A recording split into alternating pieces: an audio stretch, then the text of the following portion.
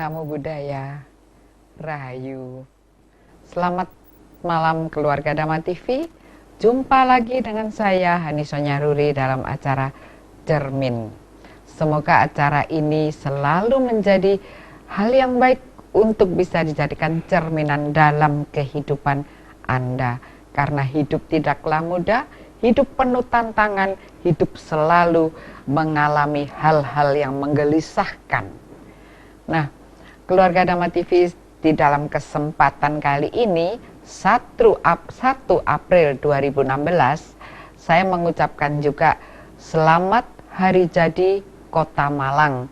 Semoga warga Malang semakin maju, semakin mempunyai pikiran-pikiran yang lebih baik daripada terdahulu dan mempunyai kinerja yang juga luar biasa bagus. Dan pada malam hari ini tema kita yaitu tentang bahagia di usia senja. Nah, kalau kita berpikir bahagia adalah dambaan dari setiap makhluk hidup, siapapun orangnya, apapun makhluk tadi tentu menginginkan kebahagiaan. Tujuan dari kehidupan menjadi bahagia, hidup menjadi lebih baik. Tetapi manakala usia senja datang ke dalam kehidupan kita, maka ibarat matahari hampir tenggelam, tentu banyak sekali hal-hal yang menyertai dalam arti kurang bahagia, kurang menyenangkan, banyak penderitaan. Luar biasa tema kita kali ini, bahagia di usia senja. Dan karena kami telah mengundang tamu spesial kami yang juga merayakan hari ulang tahunnya. Baik, kami haturkan dahulu narasumber kami yaitu Yang Mulia Bante Jayamedo. Namo Buddhaya Bante. Sukihotu, semoga semua berbahagia adanya. Ya, terima kasih Bante sudah hadir di studio. Dan juga ada Bapak Eko Susilo. Rahayu, Bapak. Rahayu, Sugeng Dalu, pemirsa Dhamma TV dimanapun Anda berada. Nggih, matur nuwun telah hadir di studio. Dan ini juga ada Ibu Yuke Agustina. Selamat malam, Rahayu. Sugeng Dalu, Rahayu. Nggih, terima kasih sudah hadir di studio. Tamu-tamu kita kali ini luar biasa sekali. Karena kenapa saya bilang luar biasa? Oleh karena pada malam hari ini, selain kita merayakan hari jadi Kota Malang, kita juga mengucapkan ini selamat ulang tahun kepada Yang Mulia Biku Jayamedo. Bante, selamat ulang tahun Bante. Matur nuwun. Ya. Semoga Bante panjang umur sehingga bisa membimbing kami, bisa memberikan pencerahan kepada kami, dan kami selalu mohon maaf karena terlalu banyak membuat kesalahan, seperti juga saat ini tadi menjemputnya juga telat-telat. Mohon maaf Bante. Dan tema kita kali ini adalah bahagia di usia senja. Kalau menurut saya Bante, usia senja adalah usia yang tidak menyenangkan. Konon karena banyaknya godaan yang datang dari luar itu begitu banyak, dan tubuh ini juga lebih renta, tidak mampu lagi. Kalau dulu kalau marah Bante, kalau marah itu bisa menghabiskan sebakul nasi. Tapi ketika tua kalau marah, nah iya kalau nasinya ada, kadang tinggal bakulnya. Tentang usia senja itu kalau menurut Bante apa yang perlu disoroti Bante? Ya, baik Bu dan para pemirsa di rumah. Memang usia tua itu sangat mendebarkan dan seringkali juga menakutkan. Mengapa seorang pegawai negeri sebelum mencapai usia 55 itu masuk dalam pengertian MPP? Iya, apa itu Bante? Katanya MPP itu masa permulaan penderitaan. Jadi begitu. MPP. Jadi masa tua bukannya masa bahagia. Iya. seringkali ditafsirkan sebagai masa permulaan Penderitaan. Kenapa demikian? Dari segi fisik saja. Kalau sudah tua, itu mulailah seperti Anda lihat saya sekarang. Ya, banyak B-nya.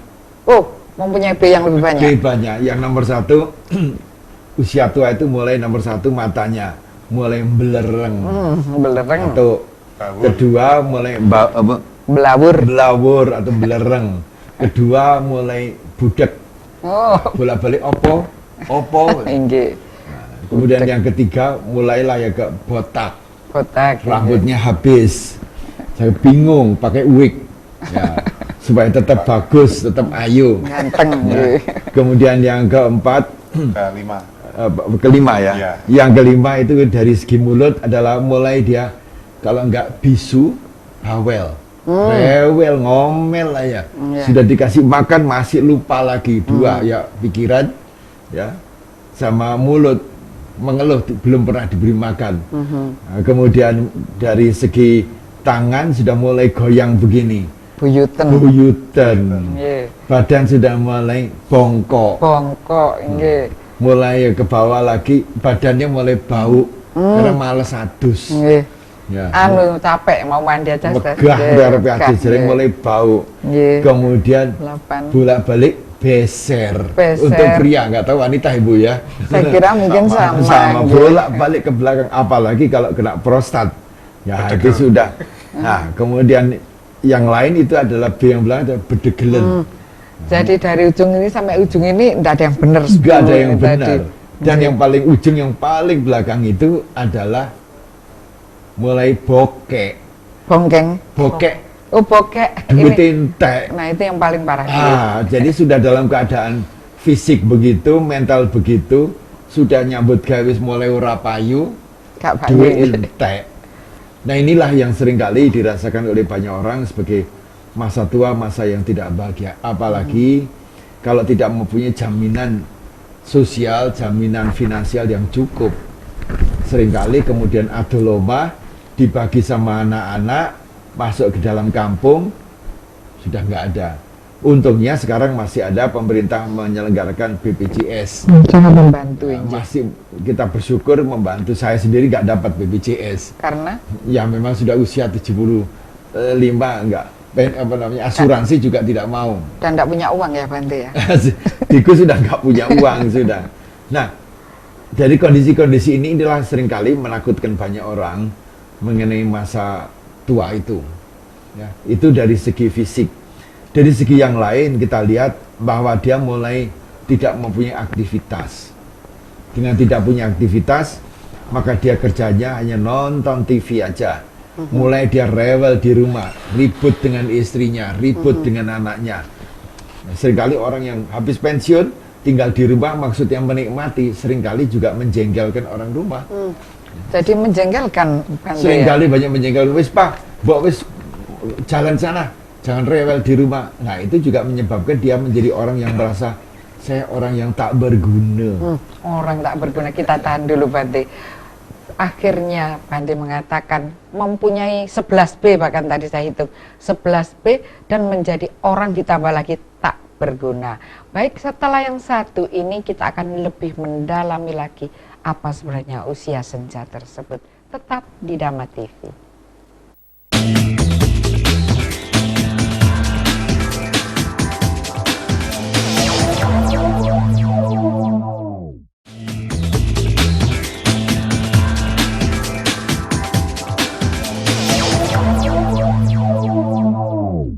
Baik, kita lanjutkan bincang-bincang kita pada hari yang membahagiakan ini.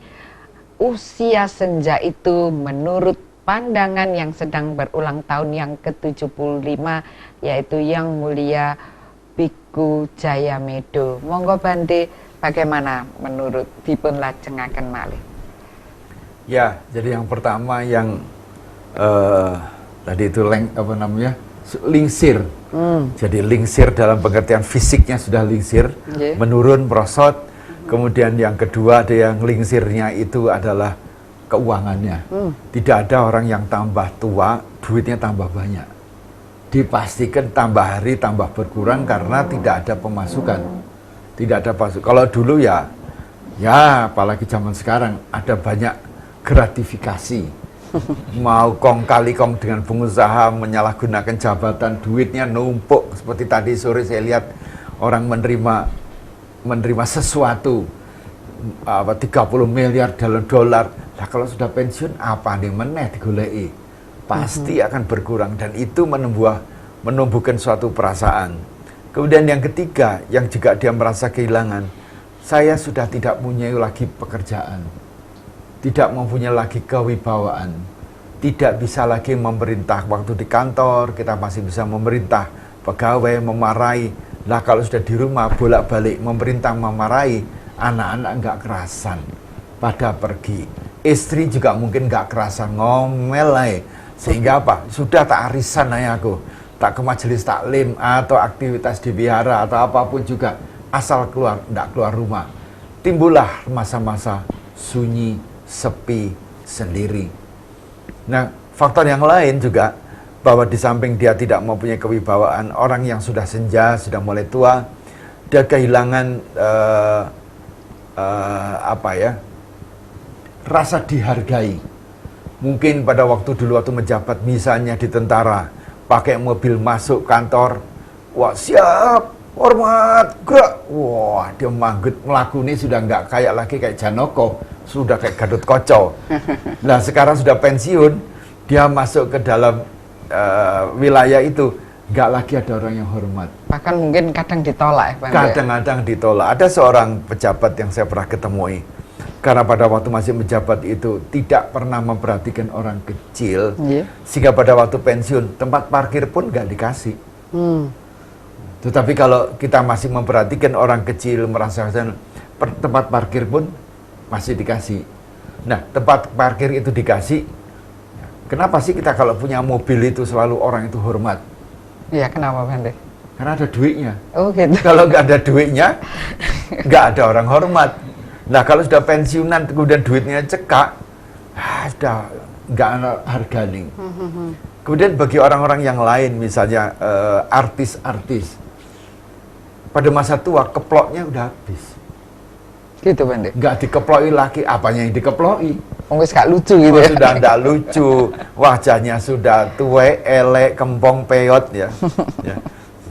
Jadi ya top. Tua, ompong, peot, ya sudah. Ya seperti saya inilah ya tua, ompong, ya ada peotnya dibandingkan yang dulu lah.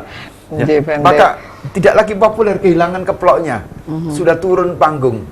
Dan ini kalau kita tidak manage secara baik si orang tua ini atau oleh anak-anaknya, ada dua sumber, si orang tua itu sendiri dan putra-putranya, maka ini akan membuat orang itu merosot kesehatannya. Maka mudah sekali terkena banyak penyakit orang tua itu. Berbeda dengan istrinya yang tidak bekerja dari dulu di rumah tangga bekerja. Maka kekuatan fisiknya dan mentalnya lebih teruji daripada seorang bapak yang kehilangan segala-galanya, dari harta, dari kesehatan, dari keuangan, dari pamor, kewibawaan. Semua itu sudah lepas sehingga apa? Tidak punya apa-apa. Dan timbullah penyakit-penyakit yang banyak sekali yang disebabkan karena mental, kemudian karena penyakit batin yang akan berdampak kepada fisiknya. Dan itulah yang membuat dia itu menjadi berpenyakitan dan cepat matinya. Nanti kalau saya sering dengar power syndrome atau sindrom power itu apa Bante, bagaimana? Iya, bahwa ada orang-orang yang mempunyai power syndrome, sindrom kekuasaan. Jadi artinya saya biasanya pakai mobil bagus, milik perusahaan. Sekarang mobilnya udah diambil. Mau pakai kendaraan umum, malu. Malu Bante? Nah, seringkali malu kan dilihat orang loh. Kehilangan pamornya tadi.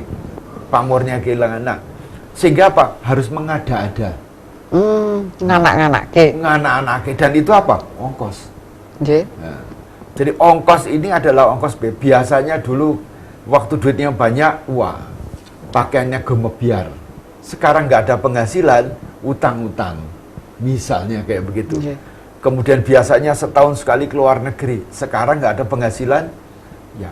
Karena itulah maka untuk menghindari post power syndrome, saya pada waktu itu, pada waktu masih berkuasa, ilingo, kalau zaman itu juga berubah. anicca, akan berubah, akan berubah. Jadi pada waktu itu misalnya saya mau punya sekretaris, saya tahu nanti kalau sudah pensiun, saya tidak lagi mau punya sekretaris. Iya. Jadi bagaimana? Hari ini saya harus belajar komputer sendiri, ngerjakan sendiri. Nanti titi wancine tiba saya tidak punya sekretaris, nggak jadi masalah. Saya bisa melaksanakan sendiri. Oh, itu rahasianya. Saya hari Minggu, sopir, Sabtu Minggu tidak usah masuk, saya nyetir sendiri. Kalau besok titi wancinya datang, saya punya mobil tapi nggak punya sopir, saya tidak mengeluh, saya bisa jalan sendiri. Kalau perlu saya waktu itu naik ojek pun nggak apa-apa.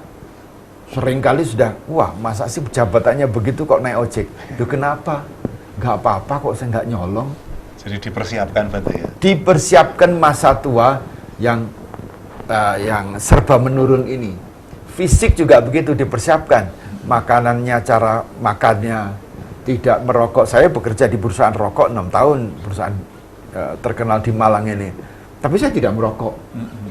Makanan juga sama dia. Ya hidup sama dia serba serjala. Tidak banyak keluar malam. Banyak orang-orang tua yang sudah kayak push power. Orang tua tapi kelakuannya kayak anak muda. Iya, pakaiannya merah, pakai topi, lincak-lincak. Waduh, dangsa. Ya di televisi. Iya. Malang juga Iya, kelihatan. banyak. Iya. Karena dia menginginkan saya seperti dulu lagi. Tapi yang deleng Lucu. sudah top loh. Tua ompong peot tapi kelakuannya kayak canom. Nah, ini yang harus waspada, deleng. Bagaimana menempatkan diri sebagai orang yang sudah tua di dalam situasi berbeda, tetapi ini adalah sindrom. Karena dia merasa tanpa ini saya akan kehilangan. Nah, ini yang kita harus banyak waspadai. Seperti itu, Bante. Jadi ternyata apa yang saya ambil tadi itu, hidup itu harus mandiri, apa begitu, Bante? Ya, kemandirian ya memang itu diharuskan. Iya. Diharuskan. Kenapa harus mandiri ya? Saya sendiri sudah cukup lama sebelum pensiun pun sudah mulai belajar mandiri. Ya, belajar mandiri di rumah dan sebagainya itu semua dimandiri. Sehingga sekarang pun kalau kemana-mana di luar negeri pun saya tidak ada masalah sendiri. Nggak tergantung orang lain. Saya merasa saya masih mampu. Nah, sifat mental ini saya masih mampu. Tapi jangan juga besar kepala seperti ayah saya. Apapun juga nggak mau ditolong. Karena dia menganggap aku masih kuat. Tapi sebenarnya sudah goyang. Tapi karena hatinya aja yang besar. Nguat-nguat. Nguat-nguat. Nggak perlu. Kita sak madyo saja. Ya. Jadi kalau digandeng itu nggak mau. Kalau digandeng kelihatan tuwee. Jadi meskipun jalan dipaksakan. Nah, ini juga harus diketahui bahwa kemandirian ini sangat penting. Karena selalu saya katakan, loh, kemarin Bante ke Amerika 2 bulan kemana-mana juga sendiri. Sendiri, Kok Bante? Bante? Ya, sendiri. Di drop di airport, kemudian terbang sendiri, nanti di sana dijemput misalnya. Kemudian umat mengatakan, loh Bante, kok sendiri kamu nggak takut? Sebenarnya kenapa yang takut? Ya, yang perlu saya takutkan itu, kalau nggak belajar mulai sekarang, nek wis mati, melakukan perjalanan ke yang lebih alam lain. Pertama, pakai bahasa apa? Boso Arab, boso Cina, boso Jawa, boso Pali, Sangsekerta.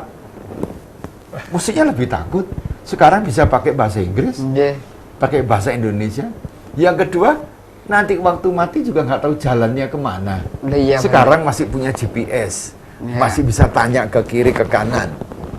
Jadi kalau kita siap, mentalnya nggak siap, pada waktu detik-detik terakhir kehidupan kita, itulah kesengsaraan yang paling tinggi.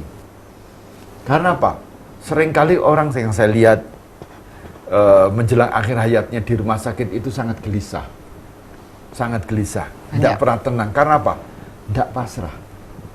Karena penuh ketakutan. Misalnya dia sudah, bahasa Jawa kasar itu ngatang-ngatang di rumah sakit, sendirian, keluarga nggak datang. Timbul kekhawatiran. Kok nggak piye. Sebenarnya ketakutan yang lebih tinggi lagi itu adalah waktu mengembuskan napas yang terakhir, kita tidak tahu mau kemana. Tetapi kalau kita sudah biasa hidup dalam ikhlas dan pasrah, tidak usah takut bahwa selama kita hidup itu sudah punya sangu, bekal, kebaikan, kebajikan, amal, ibadah, itulah yang akan menjadi pelindung kita yang tiada taranya. Tidak taranya. Maaf Bante, tadi Bante mengatakan kita menjadi siap bila mempunyai apa Bante tadi? Sangu. Sangunya, iya. bekalnya. Bekalnya yaitu kebajikan, kebaikan, iya. kebajikan, amalnya maupun ibadahnya. Semuanya itu adalah ditujukan bagaimana kita hidup itu menjadi manusia yang berarti. Berarti bagi apa? Bagi lingkungannya. Nah, lingkungan inilah dalam pengertian apa yang saya bisa berikan kepada orang lain. Gitu ya. Yang orang lain itu yang pertama itu adalah tentu anak, istri, putu, yang orang dekat, serumah. orang dekat, iya. Yang kedua adalah para kerabat. Lingkungan. Kerabat, sanak keluarga. Oh, keluarga, iya. Keluarga yang lebih besar. Yang ketiga itu adalah sahabat. Iya. Baru yang keempat itu adalah Masyarakat. masyarakat luas, dan yang paling ujung lagi adalah leluhur. Leluhur Bante. Leluhur itu juga penting. Kenapa Bante? Nah, ini karena orang Tionghoa sekarang adalah acara Qingming, Nggih. yaitu pergi ke Makam. Ini Nggih. Kemarin Jumat Legi juga orang Jawa pergi ke makam Bante. Ini ada bukan suatu yang musyrik, bukan menyembah arwah. Kita menghormati leluhur. Dalam pengertian apa? Adanya saya sekarang itu karena ada orang tua dan leluhur. Nah, orang tua itu mau agamanya apa saja, ya monggo kerso. Tapi kalau tidak ada beliau, saya nggak ada. Kalau tidak ada kebajikan beliau, saya tidak ada. Kalau tidak ada cinta kasih beliau, saya tidak berarti apa-apa. Nah, kita tuh sebagai manusia ini harus menjadi manusia yang berarti. Jadi tidak hanya kita ngupokoro orang-orang yang masih hidup sekitar kita, tetapi leluhur pun kita harus menghormati. Kita lihat kuburannya, kita bersihkan, kita kenang kebaikan kebajikannya, kita beritahukan kepada anak-anak bagaimana perjuangan orang tua kita dulu. Sampai saya ini menjadi orang yang berhasil, sampai kamu juga uripi enak. Nggih Bante. Luar biasa, keluarga Dhamma TV ternyata seseorang itu harus mempunyai rasa bakti terhadap leluhur. Dan ini tentu bisa dirasakan bila seseorang mempunyai rasa bakti terhadap leluhur. Nanti kita akan kupas lebih dalam apa perlunya bakti terhadap leluhur. Tetap di Dhamma TV, setelah yang satu ini saya kembali lagi.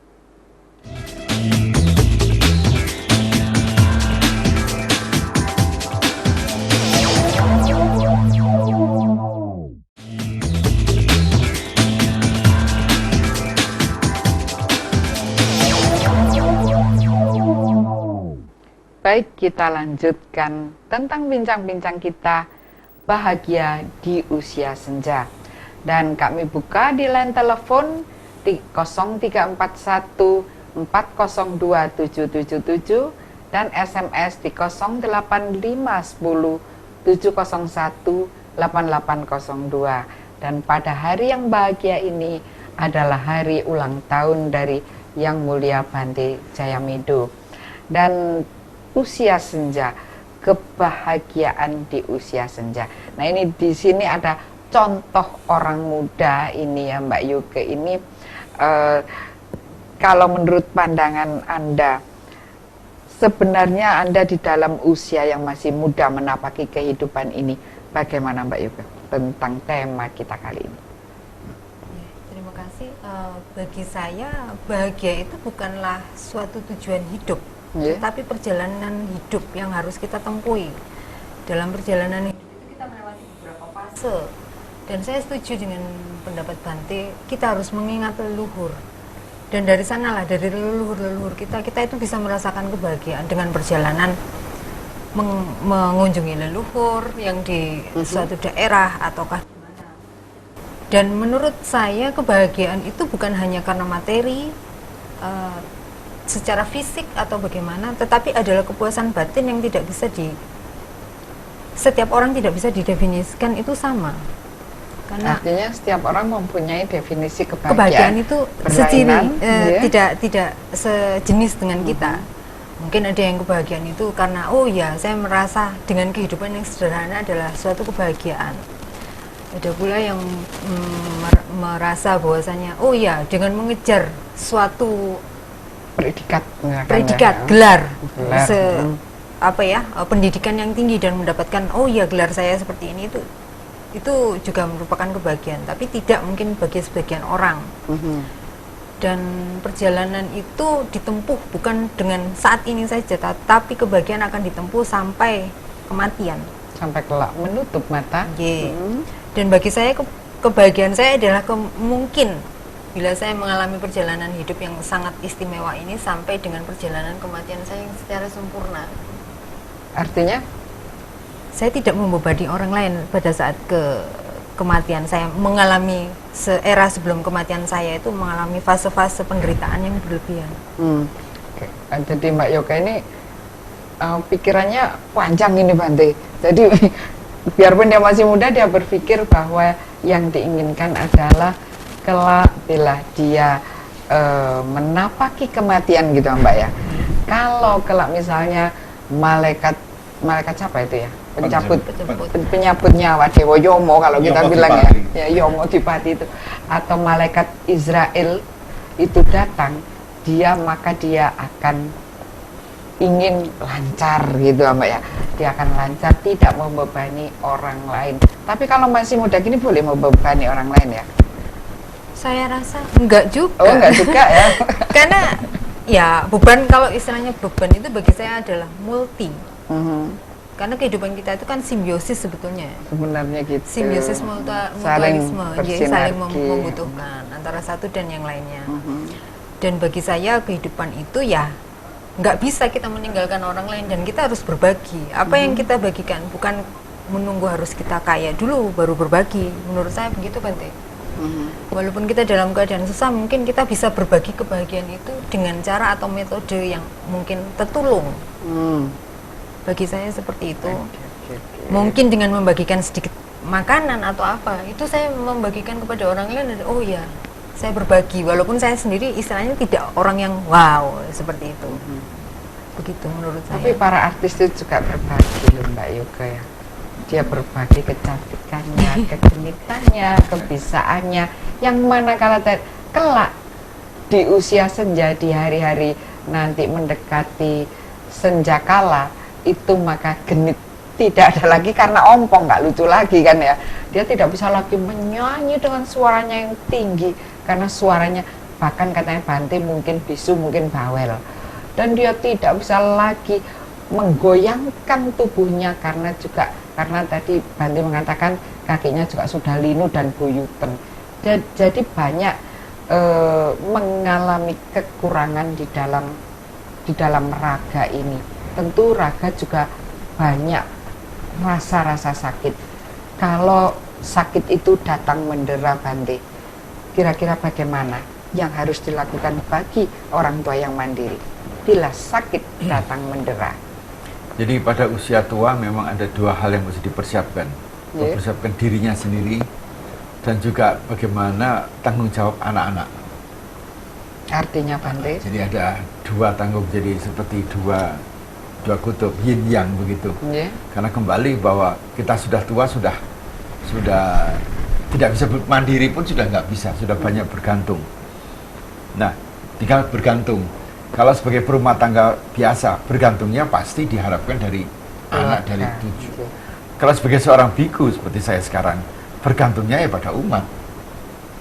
Nah, umat itu bisa memberikan dana, sedekah, bantuan, sokongan, dukungan itu dengan ikhlas kalau kita sudah nandur, sudah menanam kebaikan, kebajikan, membantu umat, memberikan saran, nasihat, yang mencegah mereka berbuat jahat, mengingatkan mereka, memberikan advice.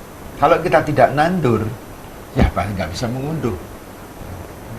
Nah, kalau kita bisa berbuat begitu, pasti umat itu merasa menganggap, seringkali di dunia Buddhis, umat itu menganggap biku itu adalah seperti almarhum ayahnya.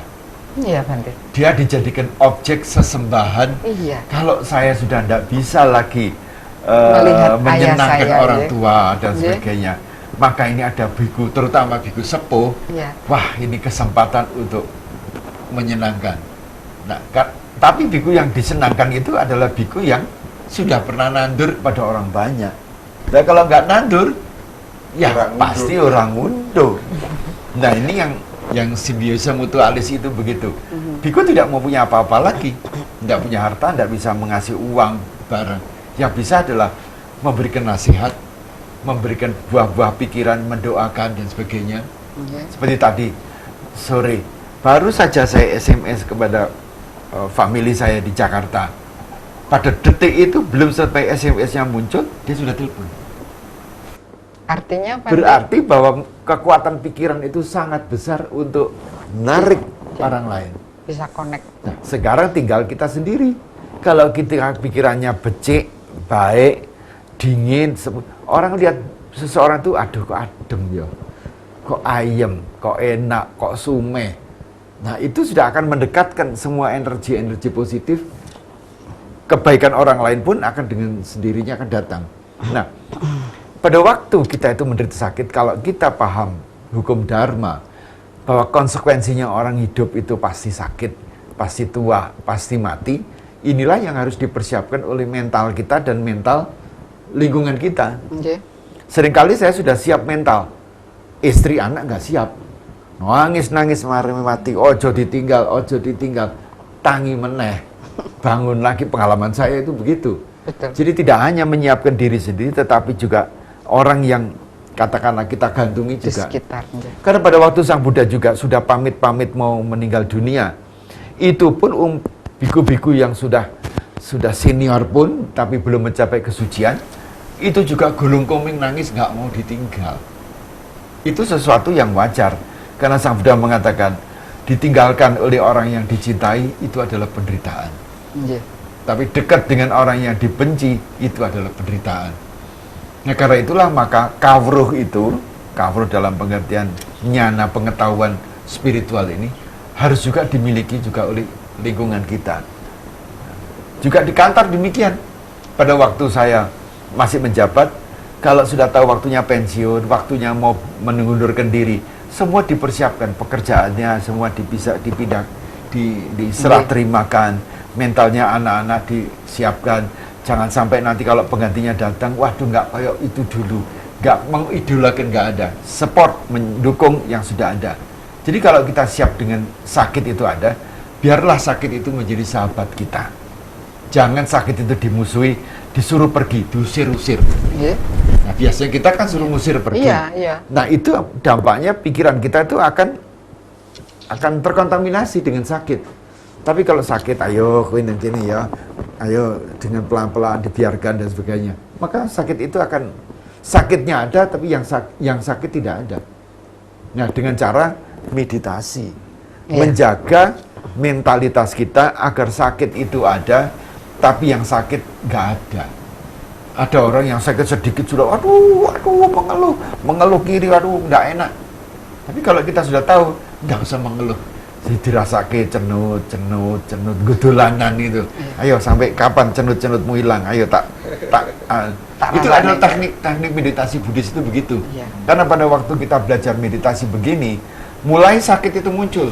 Yang sakit kaki, sakit pinggang, di sini semua itu muncul sakit itu. Iya. Dan itu harus diperhatikan dengan sungguh-sungguh, diobservasi. Dirasakan. Nanti itu dia muncul, berkembang, hilang, muncul, hilang, berkembang. Tinggal dolanan.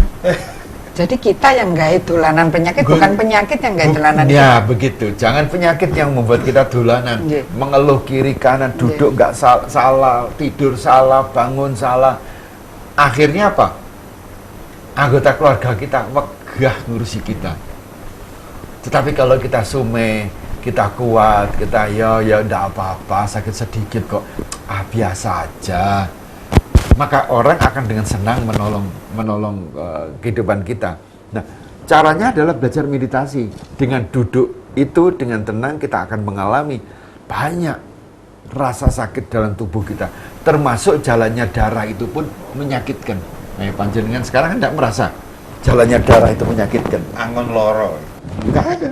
Tapi kalau meditasi, bahkan bernafas pun capek. Iya, Bante. Kalau bisa saya tuh nggak bernapas. Iya. Kalau nggak napas mati aku. Betul. Nah ini yang diperhatikan. Oh ini semua. Oh, jadi, nah ini akan menumbuhkan apa? Kesabaran. Menumbuhkan apa? Tawakal. Menumbuhkan apa? Kekuatan mental. Bahwa sakit, tua, mati itu hal yang wajar. Bukan musibah. Begitu, Seringkali orang mengatakan itu musibah. Bukan musibah. Nah, tinggal sekarang mengapa saya maaf usia begini masih kelihatannya sehat dibandingin orang lain. Ya tentu ada kaitannya dengan karma lampau. Karena dalam Buddhisme memang ada pemahaman mengenai kehidupan bukan satu kali ini, tapi berjuta-juta kali. Nah, simpenan saya dulu mempengaruhi kehidupan sekarang saya. Tapi cara hidup saya sekarang itu akan mempengaruhi kehidupan saya akan datang. Jadi podo ambek seperti orang ngangsu ngambil, naruh, kemudian air dipakai untuk sawah dan seterusnya. Nah, apa? Itu ngimbal. Jadi mengapa saya bisa usia panjang? Saya bersyukur itu memang kehendak Tuhan dalam pengertian kehendak Dharma, karena waktu masa lampau saya menjauhkan diri dari pembunuhan. Mengapa saya ini sehat? Oleh karena kehidupan yang dulu, kalau hanya dulu yang dilihat, bahwa dulu itu saya tidak suka menyiksa orang lain, menyiksa fisik. Jadi sekarang ya tidak tersiksa. Tidak tersiksa. Ya. Mengapa saya tidak menjadi seorang banci? Yang sekarang masalah LGBT. Karena pada kehidupan yang lampau, saya menjauhkan diri dari persinggahan, dari seks maniak. Mengapa sekarang saya dipercaya orang, dihormati orang? Karena kehidupan dulu maupun kehidupan sekarang menjaga ucapan supaya dipercaya dengan ucapan yang baik. Ini hukum karma itu di situ. Bante. Ternyata di usia senja ini Bante juga sangat memperhatikan adanya hukum karma, sehingga mungkin Bante masih tetap berhati-hati untuk nandur kebajikan di hari tua. Perlukah orang tua itu masih ingin nandur? Kalau orang Jawa ngatasi aku wis tua, apakah aku harus nandur? Baik, kita kupas setelah yang satu ini. Tetap di Dhamma TV.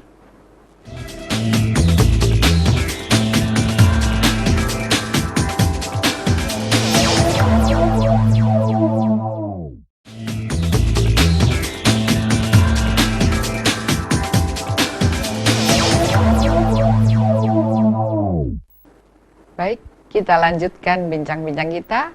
Line telepon di 402777 dan SMS di 08510 701 8802. Tadi saya sudah bertanya kepada Bante bahwa di hari tua ini apakah orang masih memerlukan sangu atau masih perlu nandur. Tetapi di dalam keadaan ini mungkin saya lempar dahulu kepada Pak Eko. Mungkin Pak Eko bisa memperjelas atau mempunyai angan-angan tadi, kelihatannya kok senggol-senggol ingin bertanya atau sesuatu. Monggo Pak Eko. Ya, baik Bu Ani dan juga pemirsa Dhamma TV, sebelum bertanya ke Bante, ini ada sedikit ilustrasi kalau di budaya lokal, di budaya Jawa itu memang tua itu perlu dipersiapkan, bukan saja ketika kita hidup di dunia, tapi ketika masih di alam kandungan itu memang perlu dipersiapkan. Itu tergambar jelas di Mas Kumambang, mulai dari Eko Komo Jati, Dwi Panunggal, Triloka Jati, Catur Hanggo Jati, Ponco Yetmo sampai Nowo Condro, itu memang dipersiapkan janin gitu. Begitu lahir mijil, kemudian menjadi anak-anak dan dia harus dipandu, kinanti, dikanti tapi digandeng gitu. Kemudian diberikan ilmu pengetahuan, itu dandang gulo. Dandang gulo itu sampai pada taraf ilmu pengetahuan. Pertama mijil, kemudian Mas Kumambang dulu. Mas Kumambang. Ya, kemudian mijil, kemudian kinanti, dikanti, digandeng, dipandu, dibimbing. Ya, ketika dia remaja, kognitifnya sudah mumpuni, sudah memadai, diberikan masukan etika-etika nilai untuk sanggup tua. Nah, itu ilmu pengetahuan di sana. Kemudian itu masuk apa itu? Dandang gulo. Dandang gula. Kemudian sebelum sana Asmarandono punya adab birahi dalam dirinya. Nggih. Kemudian memasuki satu etape tahapan yaitu remaja, sinom. Canom. Di mana masih ada gairah-gairah. Iya, luar biasa menggelora. Tapi di situ harus tegas mana yang baik, mana yang buruk, karena akan mungkur di pangkur tahap berikutnya. Sebagai contoh, Bu Ani, kalau kita mulai dari Mas Kumambang Mijil Kinanti mungkin terlalu panjang. Dandang Gulo, itu intinya ada satu cakepan yang mungkin bisa kita sampaikan. Jadi di Dandang Gula juga sudah ada cakepan untuk Sangu Hari Tua? Iya. Monggo-monggo katuran dipun Nun sekali. sewu Bante. Nanti monggo. mungkin Bante bisa membantu untuk Iya, mengilustrasi. Nggih. Baik, kalau ada nada yang kurang pas mohon maaf. Memanise manungsa sejati, sesantine mreh laku utama, lukita mesu putine, maruhi hawalan nafsu, mreh sampurna lair lan batin, kanthi atapa brata kegulang rahayu, hayu ing ratsa isinya rumantine, rinakit budi pakarti, tata gatining jalma.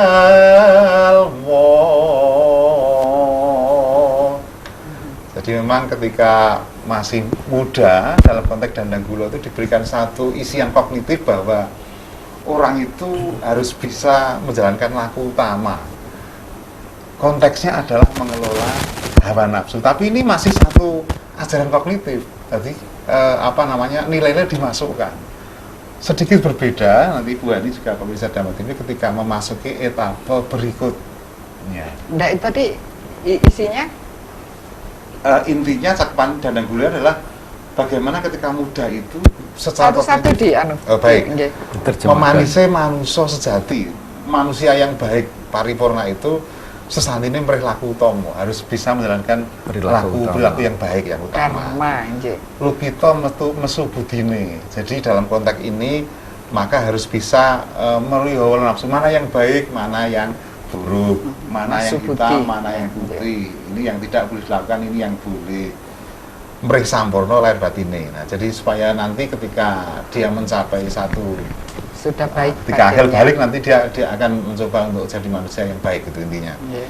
Kanthi atapa brata gegulang rahayu. Jadi sangat dianjurkan untuk bertapa brata, topo ngrame, supaya dia bisa gegulang rahayu, menciptakan termasuk keseimbangan. juga meditasi di Iya, situ termasuk. Tapa Brata itu nggih. Baik Untuk makro ngegulang kosmos. rahayu.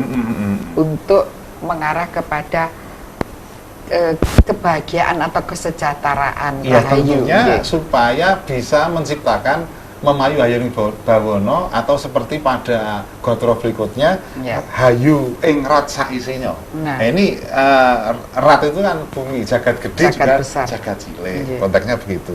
Rumantine rinakit budi pakarti. Jadi konsepnya adalah bagaimana si anak yang sudah menapai besar ini menuju ke remaja ini diberikan satu injeksi secara kognitif. Yang terakhir sesuatu- tadi apa? Budi pekerti tadi? Supaya menjadi manusia paripurna dan bertata krama ini ya. Itu ya. Supaya halus budi Nggih. pekertinya. Monggo Bante, Nah, gimana, katuran Bante? dipun anu. Ya, memang kalau kita lihat sejarah kehidupan saya, kalau saya nengok ke belakang, Nggih. kita selalu melihat ke Ketika belakang masih untuk dandang menuju. gula nggih. Dandangnya penuh gula. Oh, Iya, nggih, memang. masih manis, Jenenge nggih. Emas Kumambang itu emas yang ngambang itu ada dalam Kan perut. iya. Mijil itu muncul. Nggih. Kalau tidak salah ini tafsiran Betul. saya ya. Nggih. Kemudian apa tadi itu? Dandang gula. Kinadri. Oh, Kinanti, kinanti. dikanti, jadi Dituntun. selalu Dituntun. dibimbing, dituntun.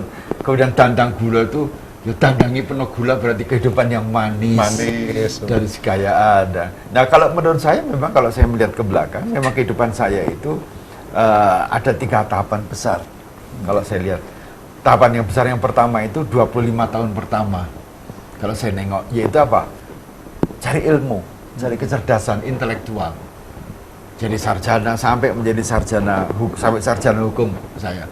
Tetapi di antara 25 itu bukan 100% untuk mencari intelektualitas saja, tetapi di dalamnya ada etika, ada estetika, ada spiritualitas. Nah, ini ada porsinya. Memang intelektualitas yang paling gede. Ini juga harus ada. Itu keseimbangan itu. Nah, kalau tidak imbang, manusia itu akan aneh gitu loh. Karena apa? Manusia menjadi robot hanya untuk menjadi robot makhluk ekonomi, cuma carinya duit aja. Kemudian masuk lagi tahapan yang kedua 40 tahun berikutnya, ya, atau 35 atau 40. Di situ kita melihat ada 50-50 tengah, yaitu yang 50% intelektualitas, mencari uang, mencari harta, mencari sekuritas. Nah, di samping itu dia masih mencari spiritualitas, sama jadi estetika, etika berarti kemudian yang ketiga adalah spiritualitas. Ya. Nah, yang spiritualitas dengan intelektualitas ini itu ibaratnya dalam mobil itu gas sama rem. Jadi kalau intelektualitas itu sama dengan gas. Kalau bisa kita ngegas, ngepol ke, sakpol-pol ke untuk memuaskan saya mencapai tujuan kehidupan akan datang, kehidupan ke depan. Itu apa? Ya uang, barang, ketenaran, pangkat. Jadi apa namanya Jawa itu apa namanya? Derajat, pangkat, semat. Wah, itu dan ketenaran sekarang itu tenar. Jadi kalau dulu zaman orang Jawa kan ketenaran nggak terlalu penting. Iya. Karena andap asor. Sekarang ketenaran itu sangat penting. Dan itu bisa menghasilkan. Nah, ini kalau bisa digas terus supaya apa? Mencapai sebanyak-banyaknya dan secepat-cepatnya. Dan ini akan berbahaya kehidupannya. Karena dunia tidak kekal, pangkat tidak kekal, kekayaan tidak kekal, fisik tidak kekal, semua ketenaran. Nah, oleh karena itu dia harus dibekali dengan spiritualitas. Agama tidak cukup, karena agama sekarang itu banyak ritualnya, tapi bukan spiritualitasnya. Nah, sebagian ini adalah remnya kalau dalam mobil itu, ngerem. Kalau kondisinya berbahaya, jangan digas, tapi direm. Nah, rem inilah adalah bisa menahan hawa nafsu pribadi, yaitu apa? Serakah, kebencian, kedengkian, iri. Kalau serakah itu karena ujungnya serakah kekuasaan dan sebagainya. Kalau ini tidak terpenuhi, maka kemuncul kebencian, kedengkian, iri hati, mengalahkan orang lain. Kita lihat aja sekarang di televisi mengenai apa namanya pemilihan DKI itu. Wah, ya, etikanya sudah tidak dipakai. Sama sekali tidak. Moralnya, aduh. Pemilihan presiden juga dulu. Kita tahan dulu, Bante. Luar biasa apa yang diuraikan Bante tadi dari Dandang Gula tadi ya. Kita masih punya beberapa sekar-sekar yang lain untuk lebih dijabarkan, diartikan oleh Yang Mulia Bante karena beliau sudah mencapai fase-fase Mas Kumambang sampai Pangkur. Kita tetap di Dhamma TV untuk datang untuk mengupas lebih dalam lagi.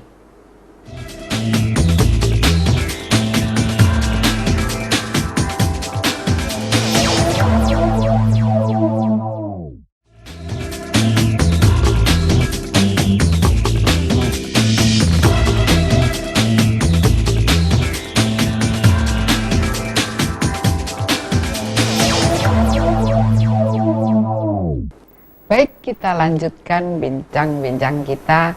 Tadi perjalanannya sampai dengan Dandang Gulo. Dan setelah Dandang Gulo, apa itu Pak Eko?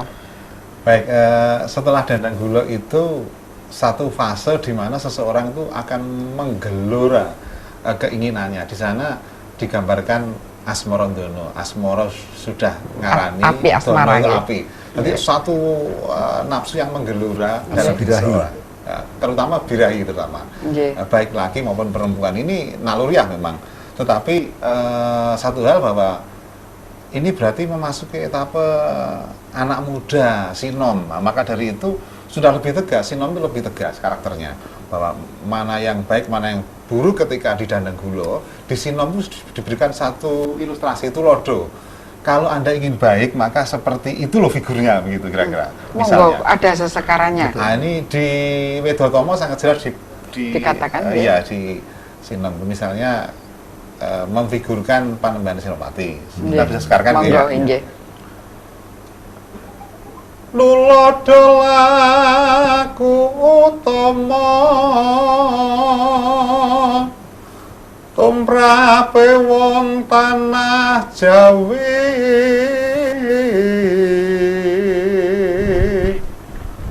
wong agung ing ngeksi gandha Panembahan Senopati,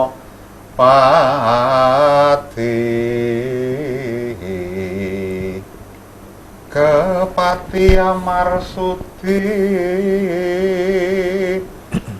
Sudanan hawa lan nafsu,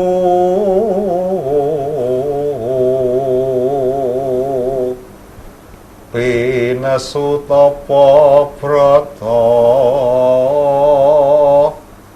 tanapi ing siang ratri, hamemangun karya natyas mrengsa somo,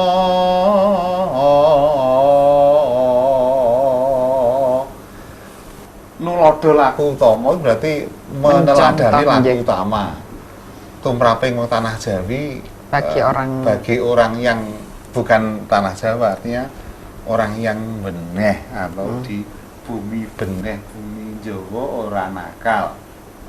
Nah, ini ilustrasinya adalah wong agung ing ngeksi gondo. Wong agung, orang besar yang dituakan, dimuliakan ing ngeksi gondo. Ngeksi gondo itu dari tembung ngeksi artinya kaeksi, itu artinya kelihatan atau mata. Gondo itu artinya harum, berarti motorum atau mataram. Dijelaskan lebih tegas di gotro berikutnya, Panembahan Senopati, Kepati Amarsudi, Sudanan hawa lan nafsu. Seseorang sosok pribadi, figur yang selalu hari-hari itu isinya adalah mengelola hawa nafsu dengan ukuran hari ini lebih baik dari kemarin tata kelolanya, dan besok akan diupayakan lebih baik dari ini. Dengan tirakat gitu ya kan? Iya, dengan laku topo broto. Nah, Sudan hawa lan nafsu tanapi ing siang ratri. Bertapa artinya itu, kalau topo nyepi dalam artian menyepi, uslah, menyendiri itu, ya itu sebuah tahapan. Tetapi yang lebih penting dan urgen adalah topo ngerame, bagaimana bermasyarakat.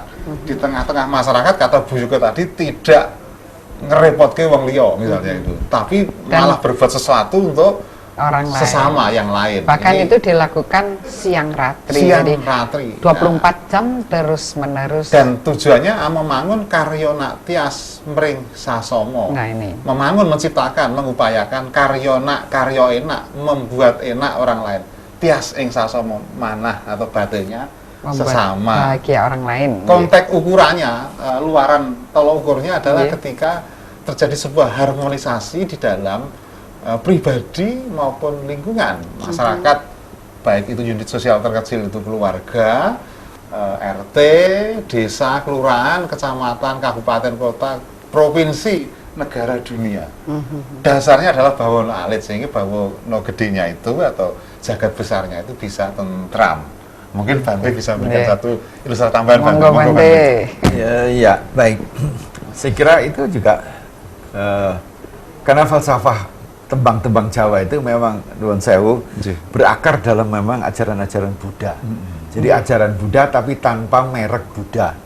Jadi dodol kecap tapi tidak pakai merek begitu. Sekarang kan jualan merek gitu.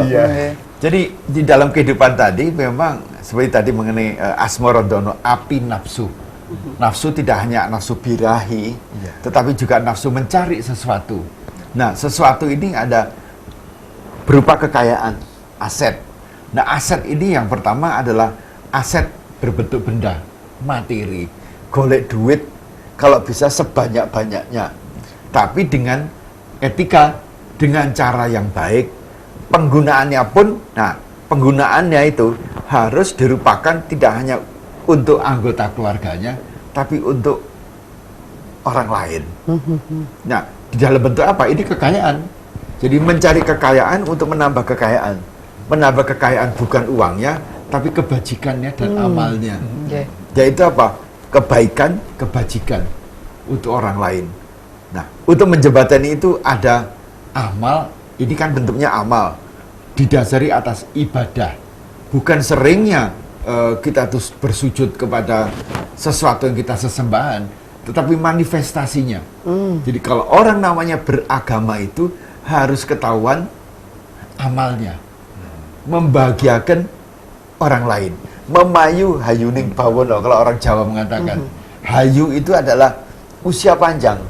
Memayu hayuning bawono membuat dunia ini berusia panjang. Usia panjang apa artinya? Tidak rusak, lestari, tidak hancur. Hancur fisiknya, hancur moralnya, tidak terjadi. Jadi kalau ada orang beragama menggunakan kekerasan, nah itu keagamaannya dipertanyakan. Betul sekali. Karena apa ya? Saya waktu ceramah di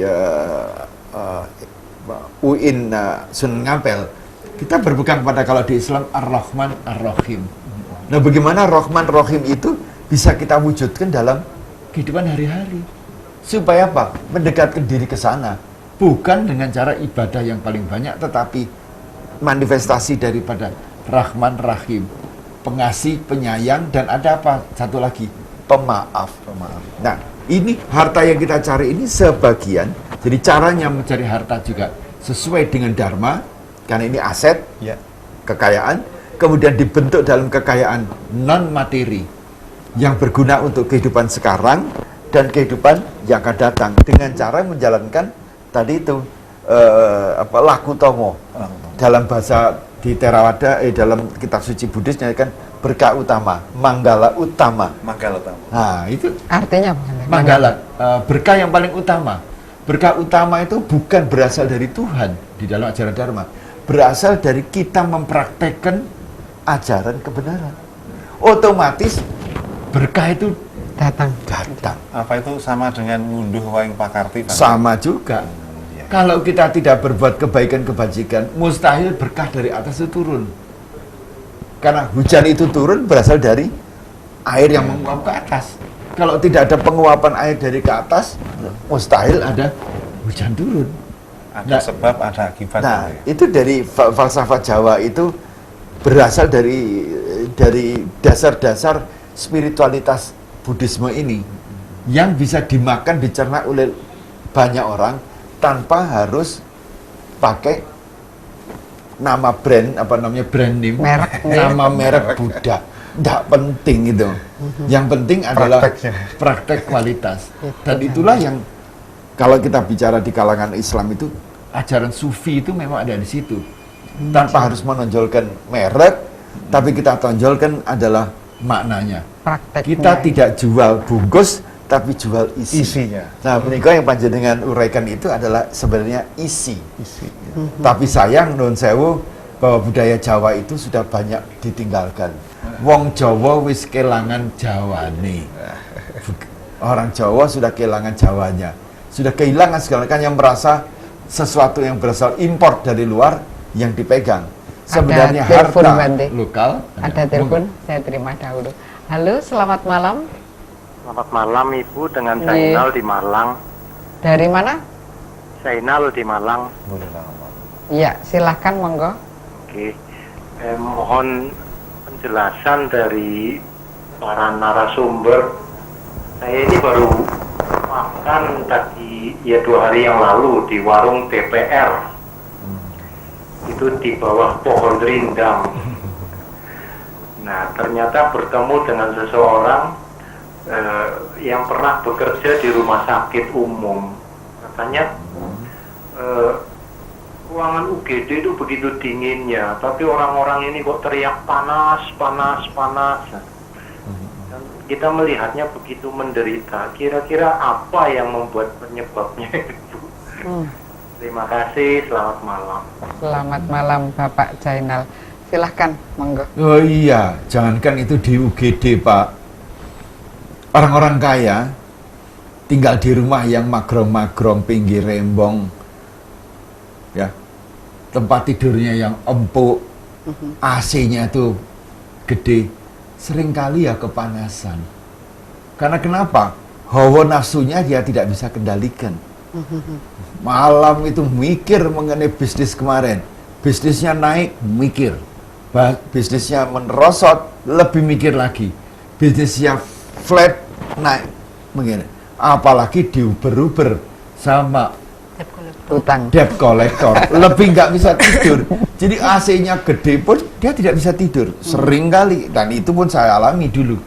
Kalau sudah stres tinggi, AC itu tidak mempan, karena hawa panas ini akan muncul yang berasal dari pikiran. Begitu. Yang kedua, kalau di UGD, karena orang itu sakit dan tidak kuat menderita sakitnya, ada sakit dan yang sakit itu menjadi satu, itulah yang membuat dia itu tidak tahan teriak-teriak, dan karena dia teriak-teriak, maka energi panas itu akan keluar, dan itulah yang membuatkan lingkungan itu juga tidak dingin. Dan mungkin Karena- lebih sakit kan ya? Lebih sakit, karena itulah kita itu harus juga tenang, tentram, supaya apa? Hawa sekitarnya pun akan terbawa ketenangan, ketentraman, kesejukan, dan penuh Menjadi dengan dingin. energi positif. Itu betul Bante, memang begitu. Ada penelpon. Baik. Halo, selamat malam. Selamat malam, Dari mana? dari Pak Suparno. Bapak- Blimbing. Bapak Suparno Blimbing, monggo. Iya, Sugeng Rahayu. Rahayu. Rahayu. Selamat malam semuanya. Nggih.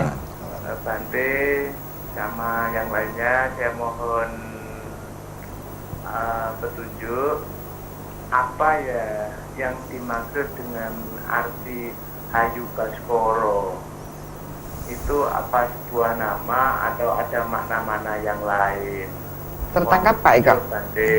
Oh, nggih. Mohon maaf, terima kasih. Matur nuwun. Nggih, matur nuwun Bapak Suparno. Nuwun sewu, secara jujur kawula ngaturaken tidak mengerti, karena ini adalah bagian daripada budaya Jawa. Mungkin Pak Pak Iko, yang saged monggo, Pak Iko. jelasaken.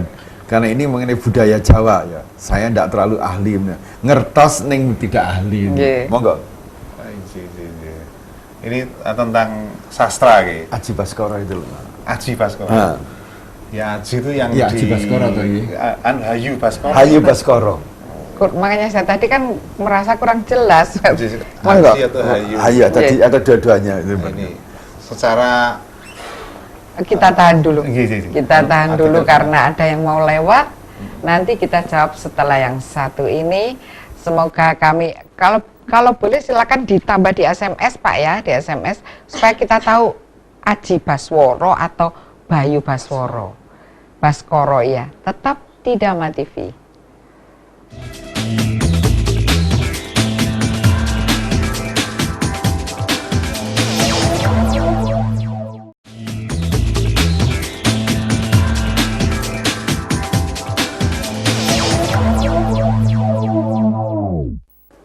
Baik, kita lanjutkan lagi.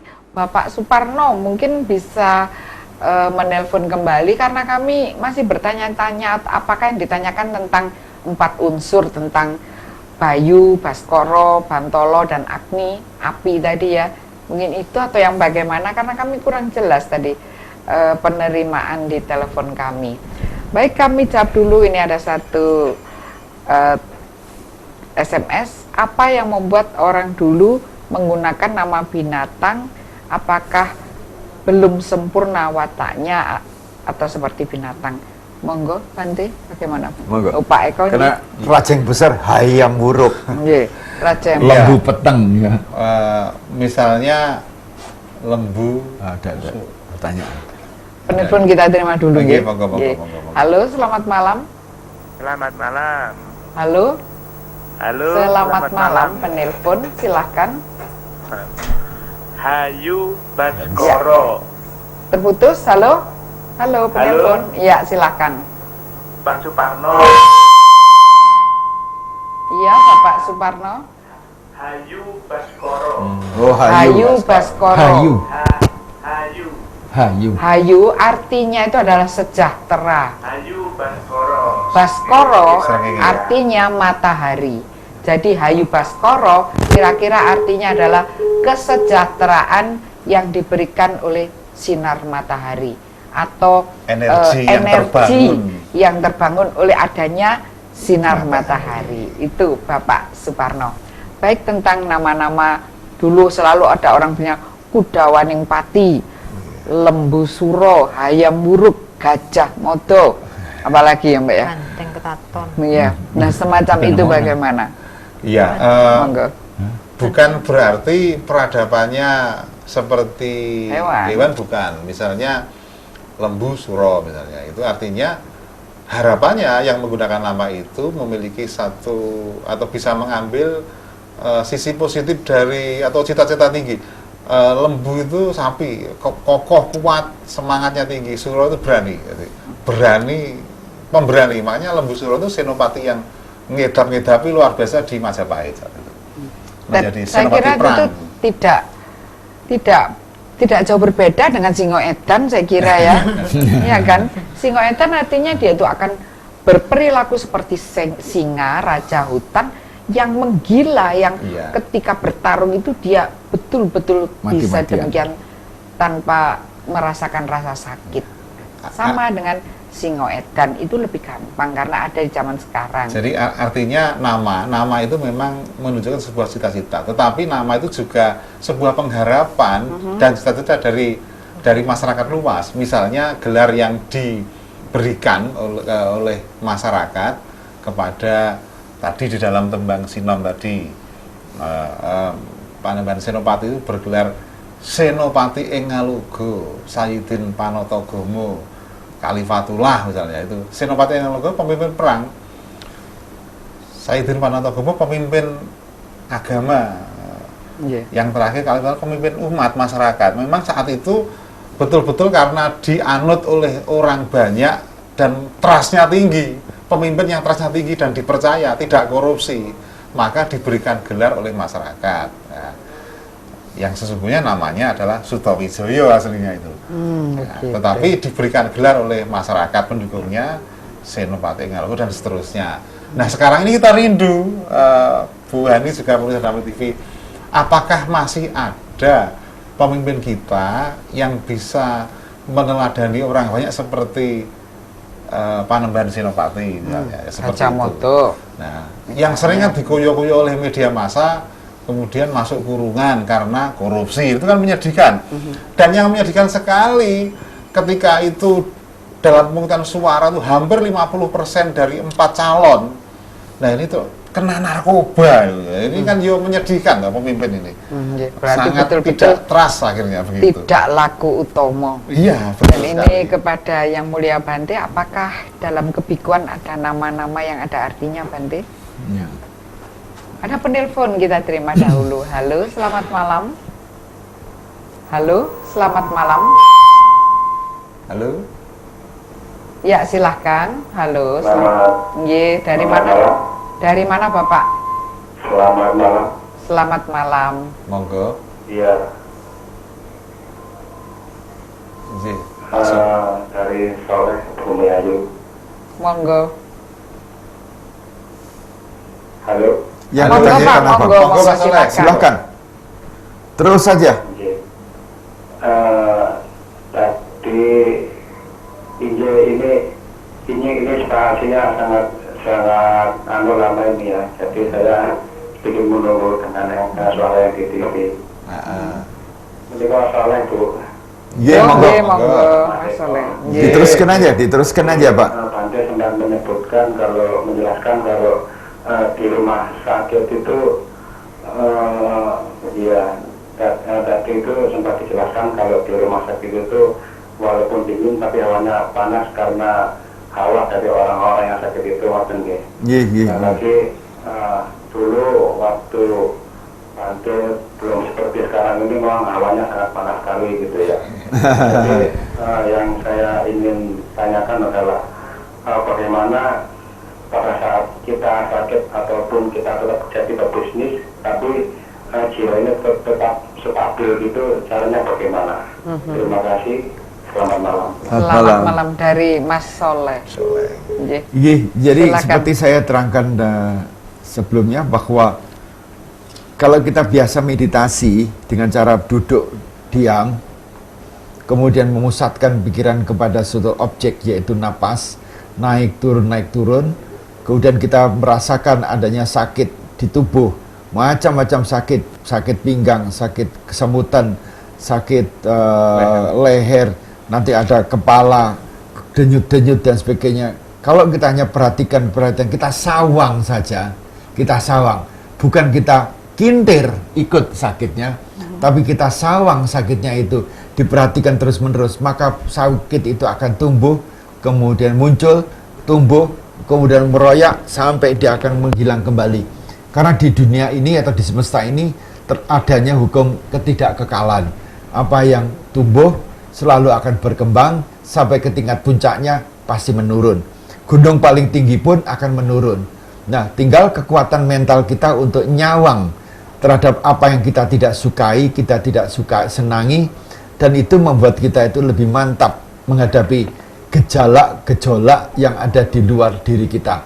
Karena akan sangat banyak sekali, tidak hanya fisik, tapi yang paling banyak itu adalah mental. Ketidaksenangan menghadapi luar, panas mengeluh, hujan mengeluh, geledek mengeluh, ada mobil mengeluh, ada pemimpin mengeluh, terus isinya mengeluh, menentang, dan itulah yang mengakibatkan kita itu hidupnya penuh dengan gejolak penderitaan. Meskipun kita itu dituntut mencari uang sebanyak-banyaknya, itu pun penderitaannya cukup banyak. Nah, kalau biku hidupnya sederhana, sama dia begini aja, penderitaannya nggak banyak, keinginannya tidak banyak, sehingga penderitaannya pun tidak banyak. Sehingga mengapa para biku itu wajahnya relatif lebih cerah, lebih seperti perawatan, Pak. lebih cerah begitu. Karena sudah tidak mempunyai banyak keinginan. Bertambah dia biku banyak keinginan, timbullah penderitaan yang lebih banyak. Mukanya suram, hidupnya tidak teratur.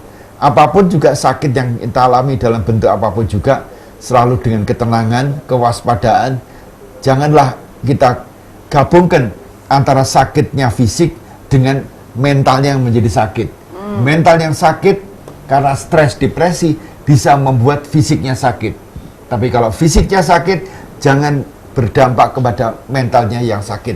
Dengan cara demikian, maka kita itu bisa mengatasi gejolak ketidakpuasan, ketidaksenangan.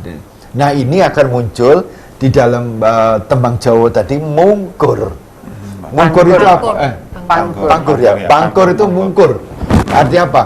Kita itu membelakangi, melepaskan, cucul. Nah, kalau itu semua itu sudah dicucul, seperti seorang biku itu harus cucul segala-galanya.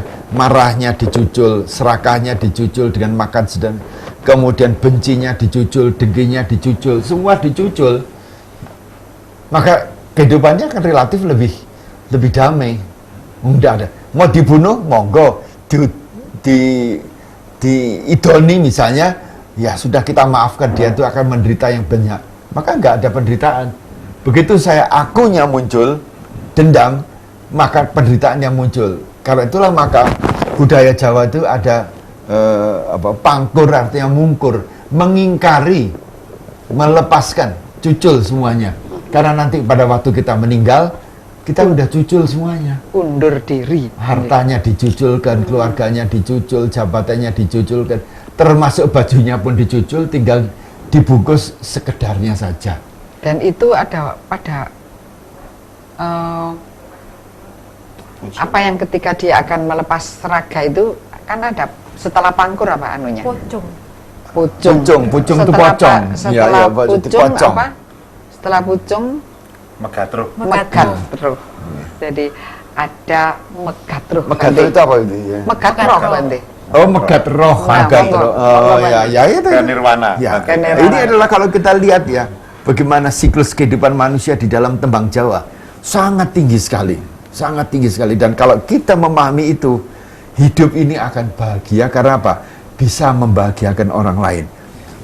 Baskoro yang menyinari alam semesta seperti kita menyinari orang lain, sehingga membuat hayu. Dalam bahasa Sanskerta, hayu itu apa? Usia panjang, sejahtera, bahagia. Monggo Bante, kita punya 2 menit untuk Bante memberikan kesimpulan atau Kesimpulannya bagi para sesepuh yang sudah sepuh, maka kita harus mulai belajar jujur. Bahwa anak putu pun harus jujur, jangan digendoli terus. Penderitaan akan muncul nanti pada akhir. Buat anak-anak pun, tolong hendaknya memelihara orang tua agar diberi posisi yang membanggakan, posisi yang kami masih memerlukan orang tua, bukan lagi tidak perlu, itu sudah laskar, apa tadi itu saya bilang, laskar tak berguna. Jadikanlah beliau-beliau itu sudah sepuh masih berguna, ya ditanyai, diminta pendapatnya, ya kadang-kadang pulang pangestu diololai kecil, diwongke. Jangan sudah tua tidak bermanfaat lagi dibuang. Itu adalah suatu dosa besar, karena dalam kehidupan akan datang kita akan menuai dampaknya. Dalam kehidupan ini suatu saat juga kita tidak diwongke oleh anak-anak kita. Kita berikan pelajaran itu. Semoga Anda semua berbahagia pada usia senja maupun usia remaja maupun usia dewasa. Yang mulia Bante, terima kasih, dan saya juga mengucapkan selamat ulang tahun. Semoga terima kasih sudah membimbing kami dan tetap akan memberikan pangestu, memberi bimbingan kepada seluruh umat Buddha. Sadu, sadu, sadu. Baik keluarga Dhamma TV, kita akhiri jumpa kita sampai sekian dulu. Saya Hani Sonyaruri beserta seluruh kerabat kerja mohon diri dan sampai jumpa pada Jumat yang akan datang. Jaga kesehatan baik-baik karena banyak sekali penyakit di hari-hari terakhir ini. Sampai jumpa Jumat yang akan datang. Semoga semua makhluk berbahagia. Namo Buddhaya. Rahayu. Rahayu.